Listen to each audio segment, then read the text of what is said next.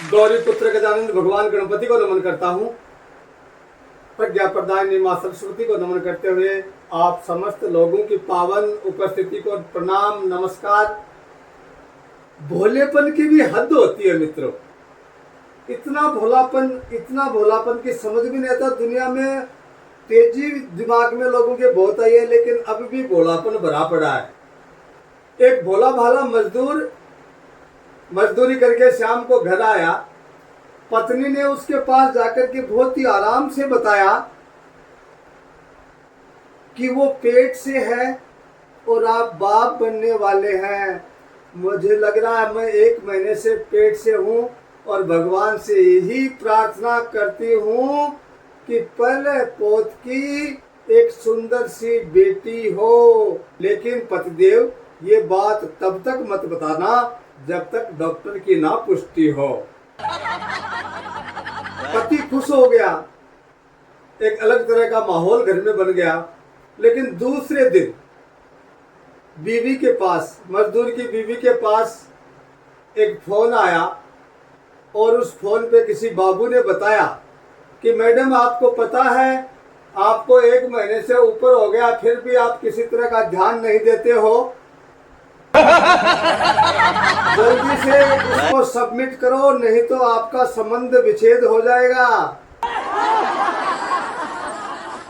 मजदूर की बीवी हैरानी से बोली, तुम्हें कैसे पता लगा कि 1 महीने से ऊपर हो गया? बाबू बोला, मैडम, ये तो हमारे कंप्यूटर की फाइल में दर्ज है और समय पर भुगतान करना हर ग्राहक का फर्ज है। बीवी माथा पकड़ के बोली, हे भगवान, ये कैसा कंप्यूटर हो गया जिसे वहीं से पता लग गया कि 1 महीने से ऊपर हो गया। बाबू बोला, मैडम, मैंने तो आपको आगाह किया है, बाकी आगे आपकी मर्जी। और यदि आपको संबंधी विच्छेद कराना है तो हमारी ऑफिस आओ और लगाओ एक अर्जी। मजदूर की बीवी बोली, मैं अभी आपको कुछ नहीं कहूंगी, शाम को मेरे पतिदेव आएंगे, उनसे बात करूंगी और वो जिस बात पे सहमत होंगे उसी तरह से आगे कदम धरूंगी। शाम को पति आया। पत्नी ने सारा हाल सुनाया और सुबह सुबह ही पति उस फोन नंबर के आधार पर बिजली विभाग की ऑफिस पहुंच गया और गेट में घुसते ही रिसेप्शनिस्ट ही उलझ गया। और उसको बोला, ये क्या हो रहा है आपके यहाँ? मेरी बीवी को 1 महीने से ऊपर हो गया, ये आपके कंप्यूटर में है क्या? ये कैसे हो सकता है? आप घर घर की जासूसी करते हो, मैं केस करूंगा, मुझे जल्दी बताओ। रिसेप्शनिस्ट बोली, जी ज्यादा ऊंची आवाज में बात मत करो, वहां जाकर के चुपचाप बैठ जाओ। बात बोली, ज्यादा चिंता मत करो, सब कुछ ठीक हो जाएगा और आप तो रुपए जमा करा दो, आपका कनेक्शन यूं का यूं रह जाएगा। मजदूर बोला, मैं पैसे किस बात के दूं?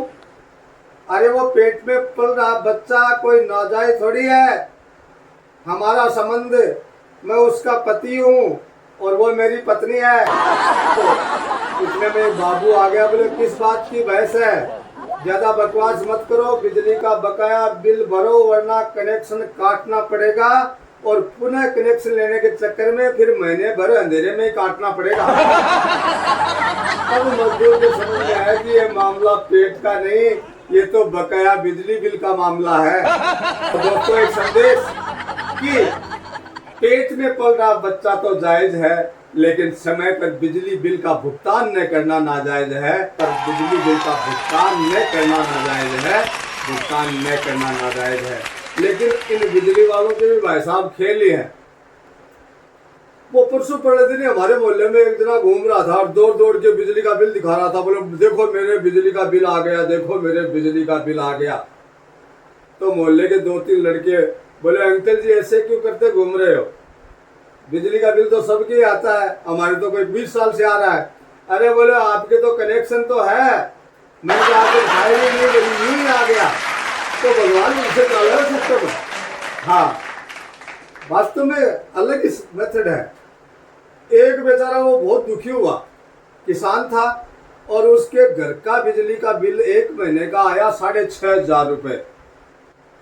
वो जाकर के ऑफिस में और उसने शिकायत करी कि सर ये 6,500 रुपये मैं तो नहीं दे पाऊंगा, कृपया इसमें कम करो। वहां से एक्शन ऑफिस में बाबू ने धमकाया, बोले कम काहे के करें, बिजली जितनी जलाई है उतने लगेंगे। बोले जी भगवान झूठ न बुलाए, हम तो इतनी ही बिजली जलाते हैं, एक बार माचिस ढूंढने के लिए सिर्फ छोटा सा बटन दबाते हैं और माचिस बंद कर देते हैं। महकमा है सर, क्या करें। लेकिन ये हमारे देश के विकास में बहुत सहायक सिद्ध हो रही है। विद्युत, जिस देश की व्यवस्था मजबूत हो विद्युत की व्यवस्था, वो देश निश्चित रूप से तरक्की करता है। धीरे धीरे हमारे देश में भी मजाक, चुटकुले, बातें कई हो सकती हैं, लेकिन बिजली विभाग के समस्त कर्मचारी अपने आप के सम्मान में एक बार जोरदार तालियां बजाइए। आज का एक कार्यक्रम आपने रखा, भारत ABBNL का एक कार्यक्रम बहुत सुंदर और शानदार आपने समझाया। आपने जो मौका दिया बोलने का, उसके लिए बहुत बहुत धन्यवाद, आभार, नमस्कार।